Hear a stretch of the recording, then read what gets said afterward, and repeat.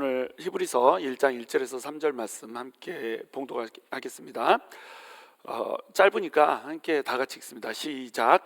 옛적의 선지자들을 통하여 여러 부분과 여러 모양으로 우리 조상들에게 말씀하신 하나님이 이 모든 날 마지막에는 아들을 통하여 우리에게 말씀하셨으니 이 아들을 만유의 산소자로 세우시고 또 그로 말미암아 모든 세계를 지으셨느니라. 이는 하나님의 영광의 광채시요 그 본체의 형상이시라. 그의 능력의 말씀으로 만물을 붙드시며 죄를 정결하게 하는 일을 하시고 높은 곳에 계신 지극히 크신 이의 우편에 앉으셨느니라. 아멘. 자, 히브리서를 드디어 시작을 합니다. 옆에 분들하고 인사하시죠. 당신 정말 멋있네요.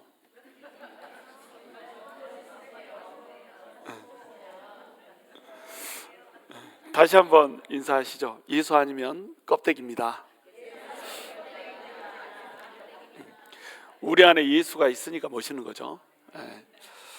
자, 스가랴서를 원래 좀 하려고 그랬어요. 스가랴서가 지금 현재 이제 우리 교회 상황하고 쫙 맞는 얘기고, 또 스가랴서가 이렇게 구약의 요한계시록이라고 하지 않습니까? 그래서 이제 종말에 대한 이야기를 좀 해주고 싶다. 그래서 스가랴서, 그다음에 요한계시록을 연타로 한번 해볼까 이렇게 생각을 하고 있었는데 히브리서를 해달라는 요청이 갑자기 막 들어와가지고, 저는 뭐 그 사람들이 해달라고 요청하니까 막 해주고 그러지는 않아요. 그렇게 제가 마음이 착하고 이러지는 않습니다. 그런데 이제 제가 생각하는 건, 사람들이 얘기를 할 때는 여기에 하나님의 음성이 들어있을 수 있다 생각하기 때문에 이제 여러분께 이제 의견을 물어본 거예요. 근데 세상에 11대 12가 뭐야? 딱 한 표 차이로 히브리서가 그래서 스가랴서를 내가 4개월 전부터 준비를 하고 있었는데, 히브리서는 갑자기 딱 이렇게 하기로 결정이 되는 바람에 준비 없이 서야 되는 겁니다. 그러나 뭐 우리 주님께서 준비해 주시는 걸로 믿고 히브리서를 시작하려고 합니다. 근데 히브리서가 참 우리 시점에 맞아요. 왜 그러냐면, 이 히브리서라고 하는 것의 주제가 뭡니까? 주제가 예수 그리스도가 하나님이시다, 예수 그리스도만을 바라봐라, 이런 거거든요. 그러니까 우리 상황이 힘들고, 우리 상황이 뭐 침륜에 빠지고, 뭐 시험이 오고 도전이 오고, 모든 그 일들 가운데서, 이 세상의 복잡한 일들 가운데서 우리가 바라봐야 될 분은 오직 예수님밖에 없다. 믿음의 주요 우리를 온전케 하시는 예수, 그 예수를 바라봐라. 이게 이제 히브리서에서 얘기하고자 하는 내용이거든요. 예수님만 바라봐야 된다. 자, 근데 우리가 지금 이제 새로운 건물로 들어간단 말이죠. 새로운 건물로 들어가면 우리는 그 동안에, 건물로 들어가기 전까지 우리가 해야 될 것은 무엇인가? 예수 그리스도 바라보는 거, 이거 쌓고 들어가야 되는 겁니다. 예수님만이 우리의 주인이고, 예수님만이 우리의 주시고, 또 예수님만이 우리가 바라봐야 될 지향점이고, 예수님만이 우리가 바라봐야 될 목표점이다라고 하는 거, 이거를 준비하고 들어갔으면 좋겠어요. 그리고 이제 그곳에서 스가랴사를 시작을 하면서 참된 성전이라고 하는 것이 무엇인지, 또 우리 주님께서 마지막 날 오실 때 우리에게 찾으시는 그 성전이 무엇인지, 이런 것들을 이제 얘기해보는 그런 시간을 가지면 참 좋겠다. 순서가 그래서 히브리서 먼저, 스가랴서 그 다음, 이렇게 하면은 지금 하나님께서 우리에게 주시는 메시지가 되겠다, 이렇게 해서 히브리서를 이제 하게 됩니다. 자, 이 히브리서는 누가 히브리서를 썼을까요? 이거부터 이제 어렵습니다. 바나바? 그거는 어디서 나온 바나바가 썼다라고 주장하는 사람도 있습니다. 원래 히브리서는 사도 바울이 썼다라고 주장되고 있었어요. 그래서 히브리서가 포함되면서 사도 바울이 쓴 성경이 총 14권이다, 이렇게 믿어졌습니다. 그래서 동방교회, 다시 이제 알렉산드리아 이쪽, 로마 이쪽 말고 이쪽은 서방교회고, 동방교회 쪽에서는 다들 바울이 이걸 썼다, 이렇게 믿었었어요. 그런데 바울은 항상 내가 쓴다라고 얘기를 하고 쓴단 말이죠. 얘기를 안 하고 썼으니까 바울이 썼다라고 보기 힘들다라고 이제 보는 겁니다. 그러면서 이제 바울 저작에 대해서 의심을 갖고 이렇게 되겠죠. 근데 어떤 사람은 바울이 썼다라고 의심 없이 믿습니다. 왜 그러냐면 디모데 이야기가 나와요. 13장 23절에 디모데가 갇혀 있다가 풀려났다, 막 이런 식으로 나오거든요. 자, 디모데 이야기는 누구만 해요? 바울만 합니다. 바울이 믿게 만들어서 바울이 함께 데리고 다니면서 이제 자기 믿음의 아들로 만들어 놓고 동역했던 동역자잖아요. 그래서 디모데에 대해서 얘기하고 디모데를 동역자로 얘기하는 것은 누구밖에 없다? 바울밖에 없다는 거예요. 그런데 풀려난 나의 동역자 디모데 뭐 이런 식으로 얘기했기 때문에 이건 바울이 썼을 수밖에 없다 이렇게 믿는 거죠. 그다음에 또 베드로서 3장 15절에서 18절에 이 바울이 히브리 그리스도인들한테 편지를 썼다라고 하는 이것을 얘기를 합니다. 이때 히브리인들한테 썼다는 그 편지가 히브리서이지 않겠나 이렇게 생각을 하는 거예요. 그리고 초기 파피루스 사본, 파피루스가 뭔지 아시죠? 그 갈대같이 생긴 이집트에 있는 거, 그걸로 이제 종이를 만들어서 종이처럼 만들어 가지고 이제 쓰는데, 거기에 보면은 그 사본에 사도 바울이 이제 이 히브리서를 썼다 이런 식으로 나오는 거예요. 그러니까 사도 바울이 썼다라고 믿었던 겁니다. 동방교회에서는 아예 이제 뭐 그런 저작을 인정을 했고, 근데 이제 문제점은 바울 서신은 모두 이 저자가 자기 자신임을 바울이 반드시 이제 얘기를 한다는 거죠. 그런 측면에서 봤을 때 바울이 이제 안 썼을 확률도 높다 이런 식으로 이제 보는 거예요. 그래서 그럼 바울이 안 썼다면 누구냐? 바울하고 같이 다녔던 누가가 썼든지, 아니면 바울의 제자인 디모데가 썼든지, 아니면은 전도자 빌립이 썼든지, 또는 아볼로가 썼지 않았을까? 또는 바나바가 썼지 않았을까? 너무 많은 이제 이런 의견들이 있는 겁니다. 또는 아굴라와 브리스가가 썼지 않겠나? 막 이런 생각들도 하고 막 이렇습니다. 근데 정답은 뭐예요? 주님만 하신다. 하나님만 하신다는 겁니다. 우리는 몰라요. 누가 썼는지 사실 몰라도 됩니다. 하나님께서 누가 썼는지를 알게 하고 싶으면요, 반드시 누가 썼는지를 알게 만드세요. 근데 누가 썼는지 몰라도 되면 그것은 모르고 넘어가게 이렇게 만들어 놓습니다. 하나님께서는 이 성경책을 백과사전으로 만들어 놓지 않아요. 모든 것에 다 답을 주고 계시지 않습니다. 꼭 필요한 거, 알아야 될 거, 이것에 대해서만 이제 답을 주고 계세요. 근데 분명한 사실이 하나 있습니다. 분명한 사실은 이 글을 쓴 사람은 유대인이었다, 이걸 알 수가 있어요. 히브리인들을 대상으로 쓰면서 같은 동족이라고 자기 자신을 표현하고 있습니다. 그러니까 유대인이 있었죠. 이 히브리서의 원래 제목이 뭘까요? 원래 제목은 히브리인들에게라는 제목입니다. 원래가. 그걸 이제 시간이 지나면서 히브리서 이렇게 해놓은 거죠. 근데 히브리인이 무슨 뜻인지 알죠? 히브리가 무슨 뜻이에요? 건넜다는 뜻이죠. 물을 건넜다 이런 뜻입니다. 저쪽 유브라테 강 건너편에서, 갈대아 우르스 쪽에서 가나안 쪽으로 오기 위해서 유브라테 강을 건넜고, 또 애굽에 있다가 애굽에서 홍해바다를 건너서 또 왔고, 그러니까 물을 여러 번 건넜습니다. 요단강도 건넜고 막 계속 물을 건너죠. 물을 건넌 민족이다. 그래서 히브리 민족이다 이렇게 부르는 거예요. 이 히브리인들한테 편지를 쓴 겁니다. 그러니까 이 사람은 유대인이었다. 근데 유대인 중에서도 굉장히 유대인 중에 유대인 이렇게 봐야 되는 겁니다. 왜냐하면 여기에 뭐 구약의 제사의 이야기, 제사장의 이야기, 율법의 이야기, 구약 성경의 이야기, 이런 얘기들이 너무너무 많이 등장을 하는 거예요. 심지어 멜기세덱 막 이런 얘기까지 등장을 하는 겁니다. 그러니까 이 사람은 구약 성경에 능통한 사람이었다 이렇게 생각하면 되겠어요. 자, 그런데 이 사람이 히브리인들한테 편지를 쓰면서 이 사람들한테 먼저 이렇게 목회를, 이 사람들을 이제 기르고 또 양육했다라고 하는 이런 흔적들을 찾을 수가 있습니다. 그러니까 히브리인들을 목회적 측면에서 계속 이렇게 지도를 했던 사람이다, 이것을 이제 알 수가 있는 거예요. 그런 사람이 이 히브리서를 지금 쓰고 있다. 자, 그러면은 진짜로 중요한 것은 뭐냐? 히브리서가 누가 히브리서를 썼는가라고 하는 것보다 더 중요한 게 뭐냐면 히브리서를 왜 썼는가 이거예요. 히브리서를 기록한 목적이 뭔가, 이게 진짜로 중요한 겁니다. 자, 히브리서를 기록한 목적은 뭐냐면 유대교에서 가지고 있는 모든 것들보다 그리스도가 더 우월하다, 이걸 밝히려고 썼다는 거예요. 그리고 핍박과 박해에도 불구하고 예수님에 대한 믿음을 지켜라, 이것을 권면하고 경고하려고 썼다는 겁니다. 예수님을 바라보지 않고 예수님을 배신하면 너네 망한다, 이걸 얘기해 주려고 이제 썼다라고 하는 거예요. 그래서 주제가 그리스도는 누구인가, 예수님이 누구인가, 이것을 얘기해 주는 것이 주제가 된다는 거예요. 예수님은 히브리서에서는 뭐라고 얘기하냐면 1장 1절에서 3절, 여기가 제일 중요합니다. 여기서 뭐라고 얘기하면 예수님이 바로 하나님 자신이고 새로운 생명의 길이다, 이렇게 얘기를 하고 있다는 거예요. 그래서 이 그리스도를 떠나면 너네는 생명을 떠났기 때문에 멸망에 이를 수밖에 없다, 이렇게 쓰는 겁니다. 그러면 히브리서 기자는 왜 이런 목적을 가지고 썼을까요? 왜 예수님의 그 탁월성을 설명할 수밖에 없었을까? 또 왜 이 핍박에도 불구하고 예수님을 꽉 붙잡고 있어라, 예수님을 향한 믿음을 지키고 있어라, 이런 말을 쓸 수밖에 없었을까? 믿음을 흔드는 일이 있었다는 겁니다. 그 시대상이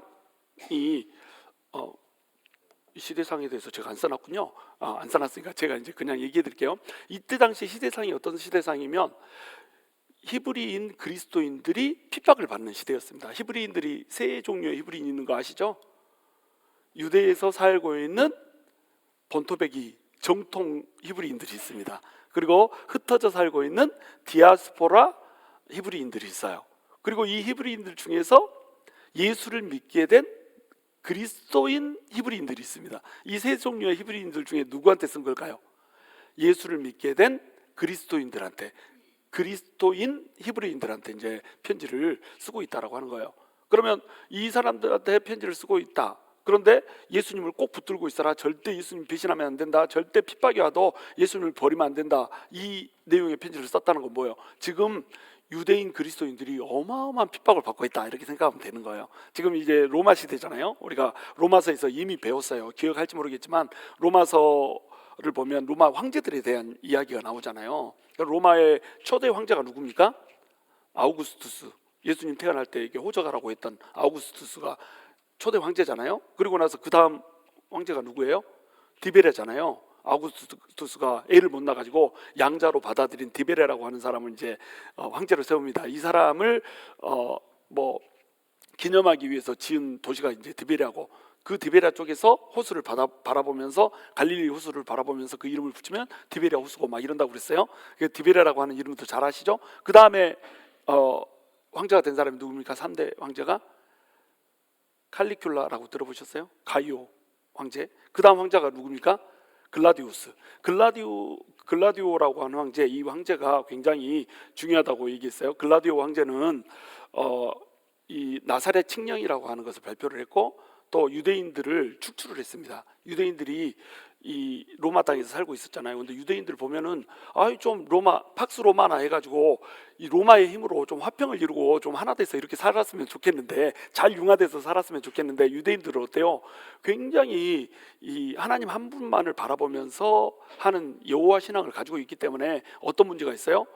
뭐 황제한테 절도 안 하고 그 이방 신을 섬기는 사람들하고 융화도 안 되고 막 이렇게 되는 겁니다. 그래서 유대인들 전부 다 쫓아내버려요. 그래가지고 그때 브리스길라와 아굴라가 어디로 간다 그러죠?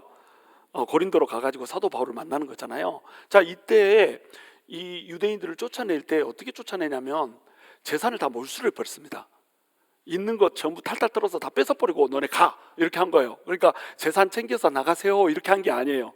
가진 것을 전부 다 털어버리고 너네 나가, 이렇게 해버린 겁니다. 그러니까 자기가 지금까지 쌓아놨던 것을 전부 다 탈탈 털린 채 지금 흩어져서 살아야 되는 거예요. 이것이 이제 AD 49년 뭐 이경에 일어난 거잖아요.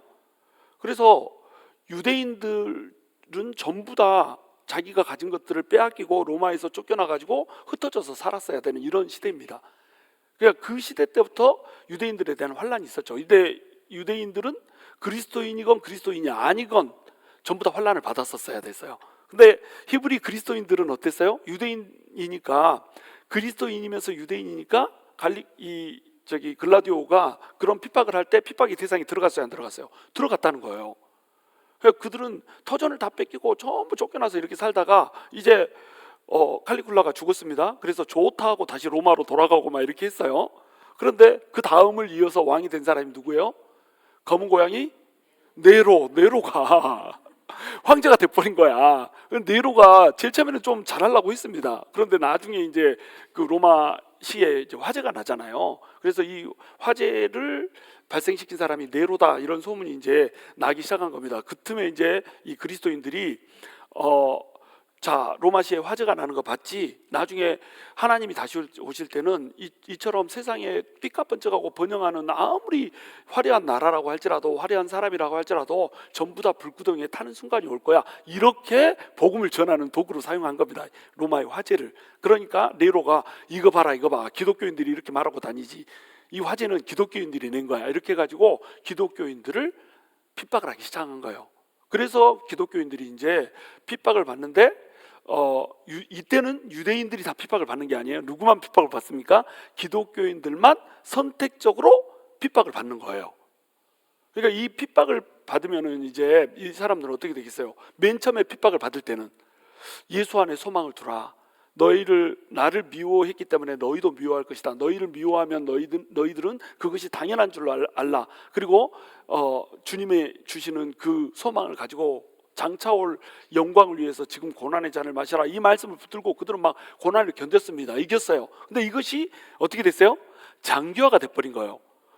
좀 시련을 이기면 좋은 날이 오겠지 하고 시간을 보냈습니다. 그리고 또 시련을 견디고 나면 또 좋은 날이 오겠지. 그리고 계속 시간을 보낸 거예요. 자, 이렇게 시간을 보내는데도 좋은 날이 와요, 안 와요? 좋은 날이 안 와버리네. 계속해서 이제 이렇게 힘든 시기가 와버리는 거예요. 자, 그러면서 이 로마의 시민들한테, 그 로마에 살고 있는 이 모든 히브리인들한테, 로마 제국에 흩어져 살고 있는 히브리 그리스도인들한테 이제 이 시험 때문에 흔들림이 오게 됩니다. 이것을 이제 그 물결에 흔들리는 뭐 이런 걸로 표현을 하거든요. 흔들림이 와버려요. 그래서 첫 번째 오는 흔들림이 뭐냐면 모이기를 폐해버립니다. 열심히 모여서 예배드리는데 이 사람들이 모여서 예배드리면은 그리스도인이라는 게 티나잖아요. 그러니까 모여서 예배드리면 예배드릴수록 어떻게 되는 거예요? 이 사람들은 생계 수단을 다 잃어버려요. 이때 이 로마 제국은 이 상인 조합이라고 하는 게 있는 거 다 아시죠? 길드 아시죠? 게임 하시는 분들은 다 알잖아요. 길드. 난 안 해봐서 모르지만 게임에 길드 나와야 나요. 나오죠. 그 길드가 뭐냐면 상인 조합이었습니다. 그래서 이 상인 조합에 들어가야지 모든 상업 활동을 할 수가 있어요. 이 상인 조합에 들어가지 않으면 상업 활동 자체를 아예 못합니다. 근데 이 상인 조합에 들어가려면 뭘 고백해야 돼요? 로마 황제가 우리의 주다. 나의 주는 로마의 황제입니다. 이것을 고백을 해야 되는 거예요. 근데 그리스도인들은 로마 황제가 우리 주다 이걸 고백할 수 있어요, 없어요? 고백할 수 없는 겁니다. 그러니까 가난하게 뭐 그냥 똥구녕이 찢어지게 막 이렇게 가난하게 살고 있는 거예요. 그런데다가 막 계속해서 핍박이 임해버리니까 내 자식들이 내가 굶는 건 괜찮아. 또 일정 정도 굶다가 좀 있다가 나아지면 괜찮아. 계속 그냥 궁핍이 오는 거예요. 근데 내 눈앞에서 내 자식이 굶는 걸 봐버려. 그리고 내 눈앞에서 내 아버지가 로마 제국의 핍박에 의해서 짐승한테 찢겨 죽는 것을 자식이 그걸 봐버려. 또 자식이 찢겨 죽는 것을 예수를 부인하지 않다가 찢겨 죽는 것을 누가 봐버려요? 그 아버지 부모가 봐버려. 자, 그러면 이제 어떤 생각이 들겠어요? 아, 이거 모이면 안 되겠구나. 이렇게 되는 겁니다. 자, 그러면 모이기를 패하면 어떻게 될까요? 자, 모여서 예배를 안 드리고 우리 그냥 굴에서 어떻게 숨어가지고 그냥 살자. 마음속에 예수가 있으면 되지 꼭 모여야 되냐? 이렇게 되면 이제 어떻게 될까요? 소망이 사라지기 시작합니다. 그리고 사랑이 식어가기 시작해요. 서로 모여야지. 그래서 지지고 볶고 시간을 같이 보내야지 사랑이라는 것도 싹트거든요. 서로 모여야지 내 믿음이 약해졌을 때 이 사람이 아니야, 하나님은 그래도 끝까지 너랑 함께 하셔, 이 말해주는 사람이 있고, 또 이 사람이 믿음이 떨어질 때는 내가 또 말해주고, 이러면서 서로 선순환을 한단 말이에요. 함께 모여야지, 함께 신앙생활을 모여서 같이 사랑을 주고받으면서 위로하고 격려하면서 이렇게 해줘야지 어떻게 되는 거예요? 하나님에 대한 소망도 생기고 하나님에 대한 사랑도 생기는 겁니다. 근데 모이기를 패해버렸어. 안 모여버렸어. 그러니까 어떻게 되냐면 믿음이 떨어지기 시작하는 겁니다. 사랑도 식어져 버리죠. 소망도 식어져 버리죠. 그 다음에 믿음이 떨어져 가지고 나중에 이제 6장에 가면은 멜기세덱에 대한 얘기가 나오거든요. 7장에서는 아예 그 장 자체가 멜기세덱에 대한 얘기가 나오고, 근데 멜기세덱이 너무 어려운 얘기예요. 그 어려운 얘기를 너네가 이해할 수 있을까? 그러면서 6장에서는 나 너네한테 멜기세덱에 대해서 설명해 줄 게 있는데 설명 안 해줄 거야, 이렇게 얘기합니다. 그래놓고 7장에 가서 다시 설명하지만 6장에서는 너네한테 설명 못 해주겠어. 왜냐면 너네가 깐난쟁이야. 예수를 믿은 지 10년이 지나고 20년이 지나고 지금 복음이 전해지고 나서 20년 30년 이렇게 시간이 흘렀는데 너네가 누군가를 선생이 되어서 가르쳐 줄 사람이 됐어야 되는데 아직도 선생이 돼서 누구를 가르쳐 주기는 그냥 전부 다 베이비처럼 깐난쟁이처럼 이렇게 이 밀려오는 파도에, 밀려오는 그 시험에 무너져 가지고 모이기를 패해버리고 서로 사랑하지 않고 서로 소망도 갖지 않고 서로 위로하고 격려하는 이런 시간도 갖지 못한 채 이렇게 베이비처럼 보내고 있다면 내가 멜기세덱에 대해서 얘기한다고 너네가 이해하겠냐? 이것이 6장입니다. 그러니까 모이기를 패하면서 서로 모여서 예배 드리지 않으면서 모든 문제들이 생긴 거예요. 여러분, 교회는 그래서요 무조건 모여야 됩니다. 여러분, 뭐 온라인으로 난 예배를 드리면 되지, 온라인 예배는요 아플 때 드리는 거예요. 안 아플 때 내가 온라인 예배를 든다. 내가 멀쩡해서 차 몰고 들어올 수 있는데 온라인 예배를 든다. 그건 예배가 아닙니다. 그냥 보는 거예요. 보는 거. 시청. 무슨 드라마 보듯이, 무슨 영화 보듯이 그냥 시청하는 겁니다. 나는 예배 일부가 아니에요. 내가 어쩔 수 없는 상황 가운데 있으면은, 그러면은 그렇게라도 참여하는 거, 그것이 예배가 되죠. 근데 그렇지 않으면 예배가 아니에요. 그렇게 해서 예배 드리면 뭐가 문제가 되는지 아세요? 믿음이 떨어져 버립니다. 믿음이라고 하는 것은 어떻게 자라냐면, 같이 신앙생활을 하면서 함께 백지장도 맞들어 보고, 같이 신앙생활을 하면서 서로 적이 돼가지고 막 헐뜯어도 보고 이러면서, 그것이 예수 그리스도의 이름 안에서, 사랑 안에서 녹아지고, 아유 내가 잘못했네, 그래 네가 잘못했어, 막 이렇게 하면 안 되겠죠. 아니요 내가 잘못했어, 막 이렇게 하면서 서로 막 이렇게 하다가 믿음이 자라나는 거예요. 그렇게 해서 믿음이 자라나는 겁니다. 그렇게 하면서 소망도 생기고 사랑도 생기는 거예요. 그런데 이 사람들은 모이기를 패해버린 거예요. 자, 이 사람들은 모이기를 패한 이유가 뭐예요? 죽음의 위기 가운데 있었거든요. 근데 이 시대는 어때요? 죽음의 위기 가운데 있지 않잖아요. 너네 모이면 죽어. 너희는 교회 가면은 바로 이제 내가 우리 사업을 하지 못하게 그냥 사업 허가를 안 해줘 버릴 거야. 이렇게 한다고 생각해 보세요. 내가 너 예수 믿으면은 사자굴에다 너 던져버릴 거야. 네 몸에다 피 묻혀가지고, 이 피 묻은 짐승 가죽 덮어가지고 짐승인 척 속여가지고 4일 5일 굶긴 개를 데려다가 풀어놓을 거야. 도베르만 막 풀어놓을 거야.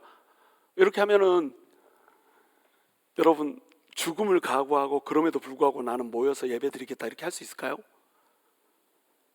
우리가 죽음을 불사하고 그들은 예배를 지켰습니다. 주님의 날이라고 하는 거, 주일 성수라고 하는 것을 그들은 죽음을 무릅쓰고 지켰어요.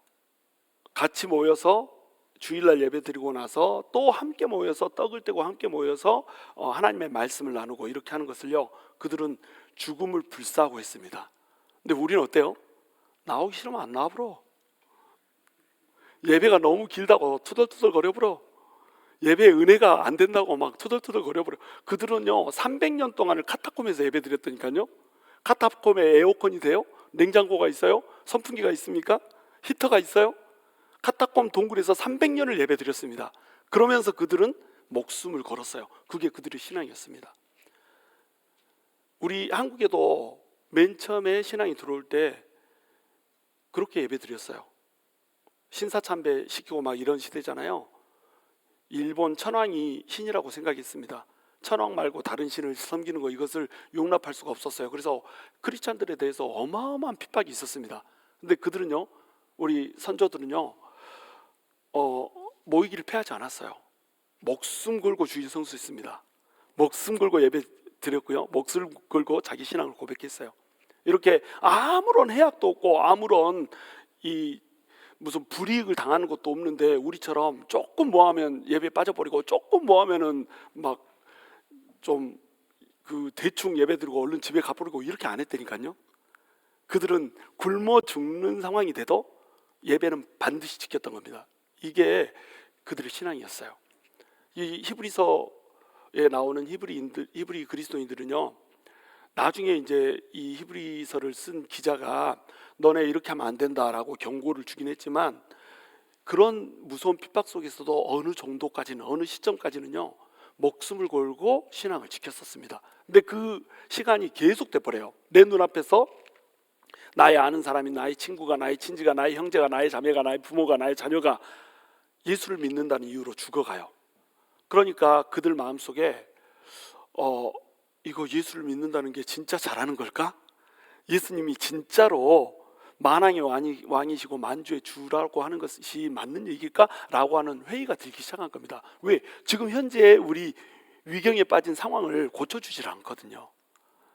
그러면서 어떤 말들이 옆에서 들어오냐면, 이 예루살렘에 있는 유대인 히브리인들한테서 회유책이 막 들어오기 시작합니다. 너네 봐라, 예수 믿는다라고 하는 그 이유 때문에 너네 핍박받고 이렇게 안 좋게 되지 않냐, 그 예수가 가짜라는 증거 아니냐, 다시 유대교로 돌아와, 이렇게 막 회유를 해서 핍박받는 그리스도인들한테 너네 다시 돌아오라고 유혹을 하기 시작한 겁니다. 그러니까 그들은 시련이라고 하는 시험과 유혹이라고 하는 시험을 동시에 같이 받고 있었다는 거예요.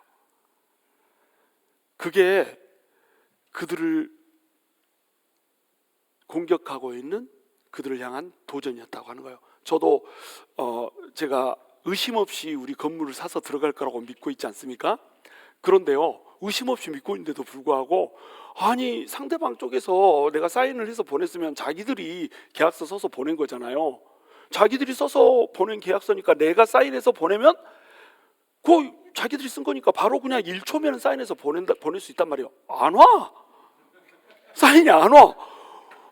진짜 이거 뭐 하는 거야 진짜. 그래 월요일 날 보냈는데 화요일 날도 안 오고 수요일 날도 안 오고 수요일 날 연락해 보니까 오늘은 연락 올 거야 그랬는데 안 와. 목요일 날 해보니까 목요일 날 온다고 그러더니 또 안 와.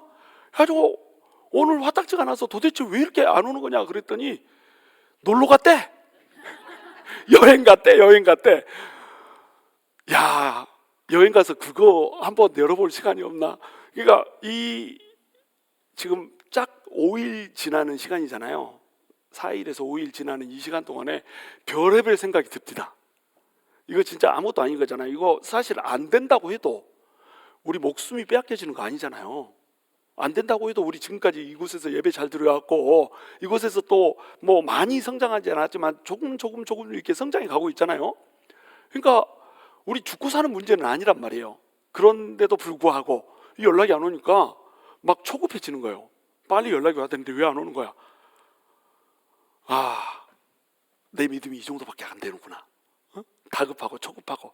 근데 이 사람들은요 몇 년씩 그 글라디오가 핍박을 하는 49년에서부터 지금 이 편지가 쓰여진 시기는 한 67년 이 정도로 보거든요. 그럼 이거 다 토탈하면 한 10년 후의 얘기예요. 10년 후에 이제 네로가 막 핍박하고 있는 이런 상황 가운데서 이 편지를 썼단 말이에요. 그 시간 동안에 계속 우리를 향해서 오는 핍박이 더 거세지면 거세지지 잦아들지를 않는 거예요. 그러니까 야 이거 살아야 되겠다 이래가지고 그들이 어떻게 했겠어요? 맨 처음에 모임을 폐하고 그렇게 해서 대충 예배를 드리고 막 이렇게 하다가 믿음이 떨어져 버렸다고 그랬죠. 믿음이 자라지를 않는 겁니다. 믿음이 자라지 않으면 이제 나중에는 어떻게 되는지 아세요? 아예 배도하게 됩니다. 그래서 우리 유대교로 돌아가자 이렇게 돼버린 거예요. 여러분 예배를 드린다고 하는 게 그런 겁니다. 한 곳에서 제단이 무너지잖아요. 기도회를 내가 매번 금요일 날마다 나오고 주일 날도 나오고 토요일 날도 나오고 3번씩만 나왔어요. 그런데 갑자기 막 그 회의가 들기 시작한 겁니다. 이 뭐 기도회도 막 들어지는 것도 없고 막 일은 맨날 꼬이고 막 하여튼 기도하는 것마다 다 막 응답은 안 되고 막 내 마음대로 안 되고 막 이렇게 하면 어때요? 에이 금요일 날 나가지 말아 그래야지 돈이나 벌자 막 이렇게 되고 에이 그 다음에는 토요일 날 나가지 말아지 이렇게 하면은 나중에 어떻게 된다고요? 주일도 조금 피곤하면 아따 오늘 아프다고 쉬어볼까? 이렇게 된다는 거예요. 목사가 주일 날 왜 안 나오냐고 여기 전화하면은 아유 귀찮게 전화는 또 왜 안 되니? 안 나오는 것도 내 자유지. 역시 큰 교회로 가야 돼. 있는 돈 없는 돈 묻어서 살아야 돼. 막 이렇게 해가지고 주일도 막 빼먹어버리고 이렇게 된단 말이에요. 그러다가 이제 어떻게 됩니까? 교회는 나가서 뭐하나 이렇게 돼버리는 겁니다. 그러니까 한 번 딱 어디서 무너져 버리면 모이기를 패하는 거기서부터 무너져 버리면 어떻게 된다고요? 와장창창 나중에는 끝까지 무너져 버린다라고 하는 겁니다. 자, 그래서 이렇게 무너져 가고 있는 이 히브리인 성도들에게 목회자의 입장에서 그들과 목회적 관계를 맺었다고 그랬어요. 목회자적 입장에서 이거 그대로 받을 수가 없는 거예요. 유대교로 다시 돌아가면 율법주의로 다시 회개를 하면 이거 어때요?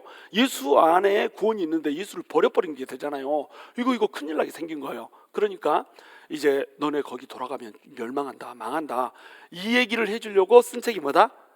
히브리서인 겁니다. 예수님이 어떤 분인데 너네가 돌아가? 예수님이 누군지는 알고 너네 돌아가? 이거하고 똑같아요. 저도 그래요. 제가 우리 성도님들 데리고 이제 목회를 하잖아요. 제가 우리 교회를 떠나는 순간까지는 그 성도가 나한테 어떻게 했건 간에 또 교회에서 어떤 역할을 하건 간에 어떤 꼬장을 부리건 간에 나는 그분을 무조건 사랑합니다. 내 품에 있는 동안에는 어떤 일이 있어도 사랑해. 나를 찔러버려도 난 사랑해. 찔러보려고? 저런 못된 놈이 있다니까. 찔러버려도 어떻게 한다? 나는 사랑한단 말이에요. 그런데 이제 나를 떠나는 사람도 있어요. 그러면 떠나면 이제 어디로 갔는지 이제 소식이 들려오잖아요. 떠났는데 내가 생각하기에 그 그래 이건 교만한 얘기가 아니고 진짜 예수님이 살아 계실까 하는 교회가 있습니다. 그런 교회로 이제 갔다는 소식이 들리는 거예요. 도무지 예수를 만날까 저기에서 하는 그런 교회로 갔다는 소식이 들려요. 그러면 내가 어때요? 기분이 굉장히 상합니다. 자존심이 무지하게 상해버려요.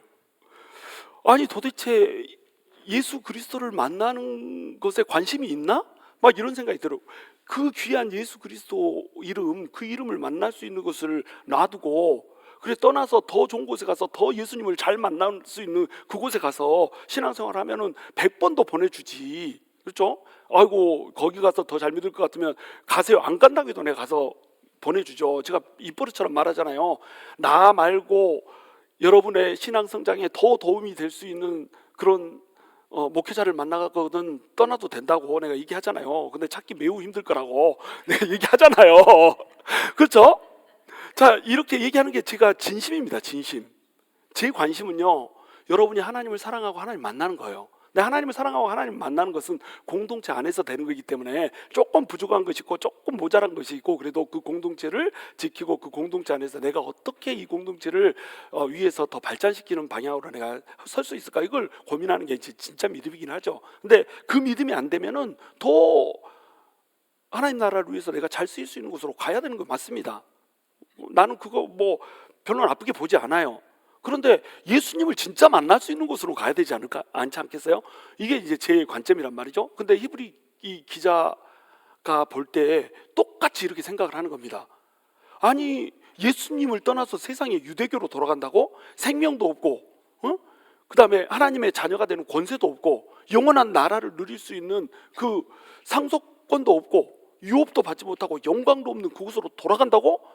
애가 타는 거예요. 그러니까 이 편지를 써서 보내주는 겁니다. 자, 그러면 이 편지를 써서 보내주면서 히브리서 기자가 딱 한 가지 얘기하라고 하면 뭘 얘기할까요? 예수님이 하나님이야. 예수님이 진짜야. 예수님을 믿어야 돼. 예수님이 생명이 주고 예수님이 모든 것을 가졌어. 예수님 안에 다 있는 거야. 돌아가면 절대 안 돼. 이 얘기를 해줘야 되겠죠. 그래서 그 얘기를 두 갈식으로 처음에 딱 얘기를 해주고 시작하는 겁니다. 그래서 이 전체가 네 파트로 나눠져 있다 이렇게 생각하면 돼요.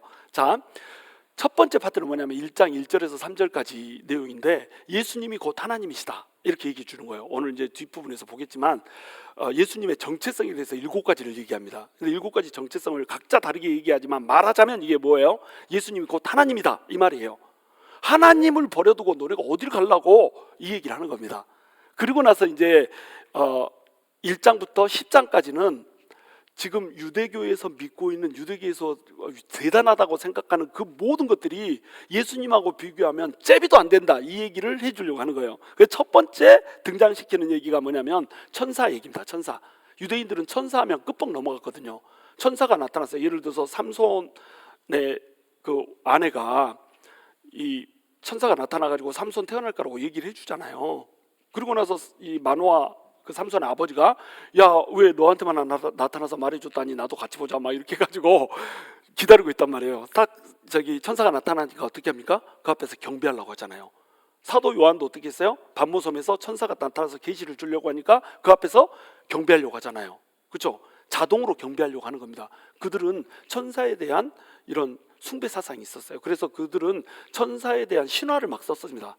성경에 나오지도 않는데 천사는 뭐 이런 천사가 있고 저런 천사 있고 막 천사 이름들을 막 주기들이 만들어 가지고 쭉 막 해놓은 거예요. 뭐 우리엘 천사, 뭐 가브리엘 천사, 뭐 미가엘 천사, 막 엘자 들어가는 천사들 다 만들어 놓고 거기서 라파엘 천사 이렇게 만들어 놓고 그 천사들이 어떤 건지 막 신화를 만들어 놓는 겁니다. 그러니까 천사 숭배가 그들한테 있었다는 거예요. 그런데 천사는 어때요? 사람보다 좀 더 낮게 지었어요? 모자라게 지었어요? 좀 더 낮게 지었으면, 낮게 지은 게 아니에요. 사람보다 더 낮게 지었어요. 그러니까 천사 한 명을 딱 보내면 어떻게 됐습니까? 나중에 그 저기 히스기야 시대 때 천사 한 명이 18만 5천 명을 죽여버리잖아요. 한 명이 18만 5천 명을 죽여버린다니까요. 죽음의 사자가 6월절에 애굽에서 10번째 재앙으로 다 넘어갈 때 어떻게 했습니까? 죽음의 사자 한 명이 넘어가면서 애굽에 있는 장자들 다 죽여버렸으니까요. 아들 사람 장자들만 죽은 게 아니라 짐승의 초태생까지 다 죽여버렸습니다. 이게 천사의 힘이에요. 그러니까 그들은 천사를 그렇게 위대하게 봤지만 예수님이 누구보다 낫다는 거예요? 천사보다 낫다는 겁니다. 자, 그 다음에 율법이 있어요. 율법을 그들은 신격화 시켰습니다. 율법이 있으면 그 율법의 행위로 말미암아서 우리는 살 수 있다 막 이렇게 믿었었어요. 그래서 율법 했던 겁니다. 근데 유대교로 돌아간다 이 말은 뭐예요? 내가 율법을 다시 내 구원의 그 통로로 쓰겠다는 거예요. 그래서 율법의 행위로, 율법의 의로 내가 구원을 한번 받아보려고 해봐야지, 이렇게 생각을 했다는 겁니다. 근데 우리 하나님이 어때요? 율법보다 훨씬 우월하다는 거예요. 율법이 줄 수 없는 생명을 우리 예수님이 주시는 분이다, 이 얘기를 해주는 겁니다.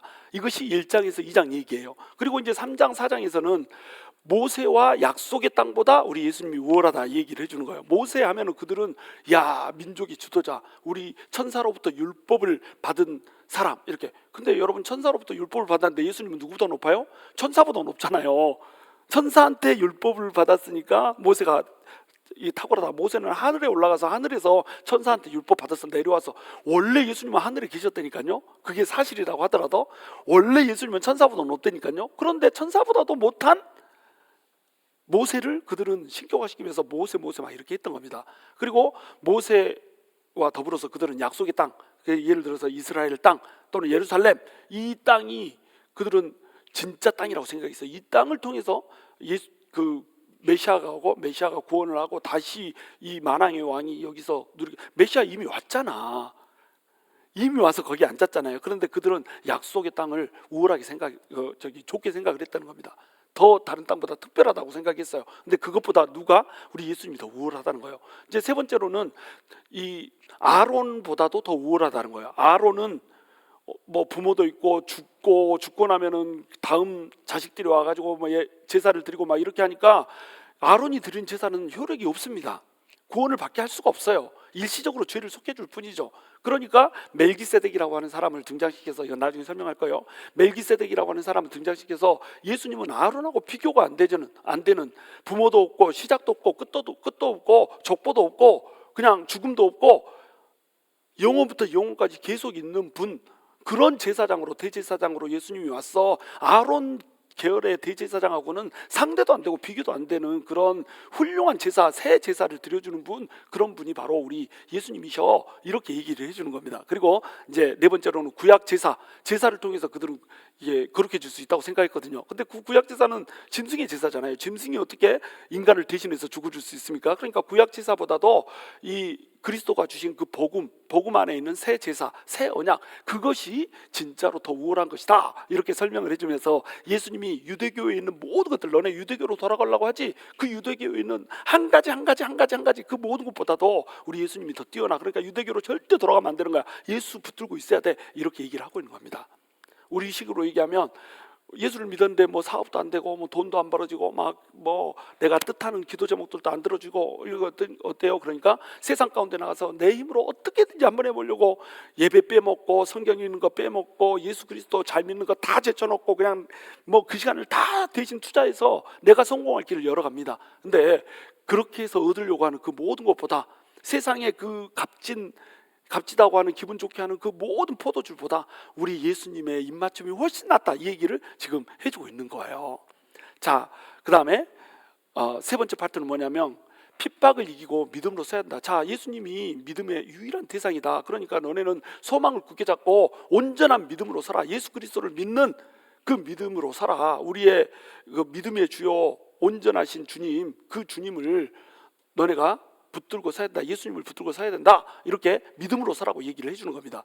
자, 그러면 이제 믿음이 무엇인가 얘기를 해줘야 되겠죠. 믿음이 무엇인가 얘기를 해주려고 믿음의 선진들에 대한 얘기를 해주는 거예요.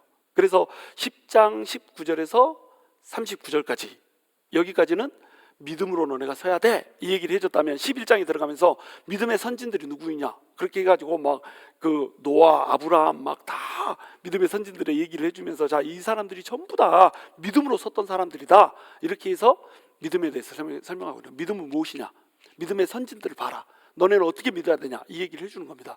자, 그래서 이제 12장에 들어가면서는, 자, 그러므로 믿음의 선진들이 이렇게 했던 것처럼 너네도 십자가를 참으신 그 예수를 바라봐라. 한번 신령한 것들을 맛보고 배도해버리면 그 배도자는 반드시 멸망하게 된다. 그러니까 배도하지 말고 십자가를 지고, 예수님이 죽었잖냐, 그러니까 너네도 십자가 지고 예수님 바라보면서 이 십자가를 견뎌야 되는 거야. 끝까지 흔들리지 말고 이 십자가를 붙들고 너네 죽는 그 순간까지 믿음을 피 흘리기까지 싸우면서 지켜야 되는 거야. 그래야지 너네 안에 구원을 이룰 수가 있어. 이 얘기를 해주는 겁니다. 그리고 이제 마지막으로 실전편으로 들어가는 거예요. 12장까지는 이제 교리편이라고 했다면 13장은 실전편. 이렇게 해서 그러면 믿음으로 산다는 것은 무엇이냐 이 얘기를 해주는 겁니다. 믿음을 지킨다라고 하는 거, 십자가신 예수 그리스도를 바라본다는 것이 무엇이냐, 그것은 바로 이러이러한 것이야 라고 설명해 주는데, 그게 뭐예요? 삶의 예배를 드리는 거. 그러니까 로마서 12장에 나오는 그 신령과 진정으로 드리는 예배, 제사, 삶의 제사, 내 몸을 거룩한 산 제사로 드리는 그런 제사, 그거하고 동일한 내용의 이야기가 히브리서 10장에 딱 나오면서 이렇게 사는 것이 믿음으로 사는 거야. 너네 이렇게 살아야 돼. 아무리 핍박이 오고 환란이 오고 죽을 것 같은 고통이 와도, 자, 예수님이 믿음의 대상인 거 봤지? 예수님이 믿음의 대상이면 예수님만을 붙들어야 되는 거 알지? 예수님을 믿음으로 예수님을 붙잡는다는 게 뭔지 선진들을 통해서 내가 보여줬지. 그렇게 너네도 십자가 지신 예수님 붙잡고 서야 되는 거야. 그리고 그렇게 십자가를 붙들고 서는 삶은 이렇게 살아내야 되는 거야 라고 13장에서 쫙 풀어주는 겁니다. 이것이 히브리서 전체 내용이 되는 거예요. 너무 쉽죠? 이러면 히브리서 끝났습니다. 뭔 내용인지 이제 여러분 머릿속에는 히브리서는 전체 무슨 내용인지 딱 들어버렸어요. 자, 그래서 이제 간단하게 이 얘기만 하고 마치려고 합니다. 그래서 하나님께서 히브리서 기자가 예수님이 어떤 분인가 이 얘기를 해주고 싶은 거예요. 예수님은 도대체 누구신가? 예수님이 누군지를 알아야지 너네가 유대교로, 핍박 때문에 유대교로 돌아가는 그 어리석고도 미친 짓을 하지 않지, 이러면서 예수님에 대해서 설명을 해주는 거예요. 우리 읽었잖아요. 자, 옛적의 선지자들을 통하여 여러 부분과 여러 모양으로 우리 조상들에게 말씀하셨던 그 하나님이 이제는 이 모든 날 마지막에는 아들을 통해서 우리에게 말씀하신다는 거예요. 그러니까 아들을 통해서 말씀하시는 그 내용이 뭐냐면은 7가지 예수님이 누구신가에 대한 정체성을 얘기하고 있다는 겁니다. 예수님은 만유의 상속자시고 모든 세계를 지으신 창조주시고 하나님의 영광을 드러내는 영광의 강체시고 그 하나님의 본체를 드러내는 본체를 뜨는 그 스탬프, 도장 같은 형상이고, 그리고 그 능력의 말씀으로 이 만물을 유지하고 계시는 역사주이시고, 그 다음에 죄를 정결케 하는 성결의 주이시고, 또 높은 곳에 계셔서 지극히 크신 이의 우편, 다시께서 승리하고 올라가셔가지고 이 만주의 주이신 하나님 옆에 우편에 앉아서 똑같이 만주의 주가 되신 예수 그리스도, 그분이 바로 우리 예수님이시다, 이렇게 이제 얘기를 해주는 거예요. 근데 이 7가지 항목들이 전부 다 뭐라고요? 전부 예수님은 누구라는 것을 얘기하고 있습니까? 하나님이시다라고 하는 것을 얘기하고 있다라고 하는 거예요. 자, 이 7가지 정체성에 대해서 다음 주에 구체적으로 이제 살펴보게 될 겁니다. 왜 이 얘기가 너무너무 중요한지 단어 하나하나를 보면서, 이 개념 하나하나를 보면서 여러분과 나눠볼 거예요. 근데 결론은 뭐예요? 예수님이 누구다? 하나님이라는 겁니다. 예수님은 하나님이세요. 여러분, 예수님은 4대 성인 중에 한 명이 아닙니다. 변화산 사건 기억하시죠? 변화산 사건에 누가 나타났어요? 모세와 엘리야가 나타났습니다. 그러니까 베드로가 뭐라고 얘기하죠? 우리가 초막셋을 짓 때 하나는 모세를 위하여, 하나는 엘리야를 위하여, 하나는 주를 위하여 짓자. 초막 3개를 지어서 모세, 엘리야, 예수님 하나씩 거기 안에서 들어가 살자. 이 안에 심각한 문제가 숨겨져 있습니다. 뭔지 아세요? 예수님을 모세하고 엘리야하고 동급으로 놔버렸어요. 여러분, 예수님을 어떻게 해서든지 깎아내려서 예수님의 신성을 무시하고 예수님을 인간 중에 하나라고 보려고 시도하는 그 모든 시도가 뭘 만들어내요? 이단을 만들어내는 겁니다. 그리고 그 모든 시도가 뭐예요? 모든 종교에, 모든 이 철학에 구원의 길이 있다, 이런 것을 주장하는 엉터리 같은 주장을 하게 되는 거예요. 이건 정말로 어리석은 주장이거든요. 여러분, 모든 곳에 구원을 얻을 수 있는 길이 있다면 우리 예수님이, 하나님이신 예수님이 뭐하라고 와서 이 땅에서 십자가를 지고 죽습니까? 왜 예수님이 와서 십자가 대속이라고 하는 것을, 나는 예수 믿지 않는 사람들이 그런 주장하는 건 오케이. 예수 믿지 않는 사람들은 어차피 모르니까. 근데 예수님을 안다고 하는 사람들이, 성경을 읽고 성경을 공부했다고 하는 사람들이, 심지어는 목사라고 하는 사람들이 예수 이외에 다른 길이 있다라고 주장하는 걸 난 이해를 못하겠어요. 머리가 도대체 어떻게 된 거야? 뇌가 없어? 성경이 어떻게 주어진 건데? 성경의 내용이 뭐예요? 인간이 구원을 얻을 수 있는 가능성 자체가 없다는 거 아니에요. 인간론에서부터 인간은 구원을 얻을 수 있는, 스스로 구원에 이룰 수 있는 그 어떠한 힘도 없다는 게 인간에 대한 성경의 선포입니다. 그렇게 하고 시작하면서 제사 제도를 만들어놔요. 이 제사 제도는 그냥 장래일에 대한 그림자라고 했죠. 짐승이 우리 죄를 대신 속할 수 없습니다. 그런데 제사 제도를 왜 만들어놨어요? 우리 스스로 우리 죄를 어떻게 감당할 수 있는 능력이 안 되기 때문에 짐승이 필요라도 죄를 대신 속해가지고 씻어가지고 우리 죄를 대신해서 그 죄도 없고 흠도 없는, 점도 없고 이 흠도 없는 그 양이 죽게 함으로 말미암아서 우리 죄를 씻게 하는 그 원리를 거기다 심어놓은 거 아니에요. 도대체 그 성경을 뭘로 보는 거예요? 그리고 예수님이 진짜 어린 양이 돼서 오셔가지고 우리 죄를 십자가 위에서 대신 짊어지고 죽으셨잖아요. 그러려고 하나님이신 예수님이 이 땅에 오셨잖아요. 곳곳에서 예수님이 하나님이라고 표현을 하고 있습니다. 성경 곳곳에 예수님은 하나님이라고 표현해 놓고 있어요. 그 하나님이 육신이 돼서 이 땅에 오셔가지고 우리 죄를 대신해서 죽었다라고 곳곳에서 성경에서 말하고 있습니다. 구약에서도 말하고 신약에서도 말하고 있어요. 도대체 성경을 뭘로 보는 거예요? 눈으로 보는 거예요? 똥꼬로 보는 거예요? 도대체 어떻게 해서 예수 말고 다른 길이 있다라고 생각을 하는 거예요? 어떻게 그런 설교를 할 수 있고 어떻게 그런 입장을 가지고 성경을 바라보면서 예수님에 대해서 대할 수가 있어요? 그것도 신학을 공부했다는 사람들이, 그것도 신학교의 교수라고 하는 사람들이, 나는 이런 사람들은 뇌가 없다고 생각합니다. 어떤 뇌가 없냐? 하나님을 알만한 뇌가 없어요. 물론 나보다 더 똑똑한 사람이 있을 수도 있어요. 논리가 아주 정연하고 막 이런 사람이 있을 수 있습니다. 그러나 적어도 영적인 눈에 대해서는 완전히 닫힌 사람이라는 거예요. 영안이 닫혀버렸습니다. 그러니까 똑같은 성경을 봐도 예수님을 볼 수 있는 눈이 없고요, 똑같은 성경을 봐도 예수님의 음성을, 하나님의 음성을 들을 수 있는 귀가 열리지 않은 겁니다. 히브리서 기자는 바로 이 얘기를 해주고 있는 거예요. 답답해 죽겠는 거예요. 제가 좀 격하게 얘기했죠. 왜 이렇게 격하게 얘기한지 아세요? 히브리서 기자의 톤을 그대로 살려서 얘기를 여러분한테 해주고 싶었던 겁니다. 히브리서 기자는요, 너무너무 답답했어요. 아니 어떻게 예수님을 버리고 다시 유대교로 돌아갈 수 있어? 어떻게 복음을 버리고 다시 율법의 행위로 돌아갈 수 있어? 이거 미친 거 아니야? 이런 겁니다. 우리 예수님은 하나님이세요. 그 하나님이 십자가를 지고 우리를 위해서 대신해서 십자가상에서 죽어주셨습니다. 그 피해는요, 우리의 모든 죄를, 과거 현재 미래 모든 죄를, 그리고 동서고금의 과거 현재 미래에 존재하는 모든 예수님 앞에 붙어 있을 수 있다고 생각되는 사람들을 전부 그 죄를 속해 줄 수 있는 어마어마한 권능의 피를 흘리면서 우리 예수님이 죽어주셨어요. 그 예수님한테 모든 게 담겨 있는 겁니다. 근데 우리가 어때요? 우리도 똑같아요. 이 히브리서에 나오는 등장하는 히브리인들처럼 우리도 똑같이 어떤 힘든 상황이 오잖아요. 그러면 바로 예수님 배신해 버립니다.